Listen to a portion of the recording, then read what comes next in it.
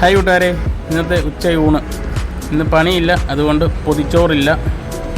അതിന് പകരം ഇന്ന് ഉച്ചയ്ക്ക് എന്താണ് കറികൾ എന്ന് നോക്കിയാലോ. എല്ലാവരുടെയും സപ്പോർട്ട് കൂടെ വേണം. ഇന്ന് തീയലാണ്, കൊഞ്ച് തീയൽ.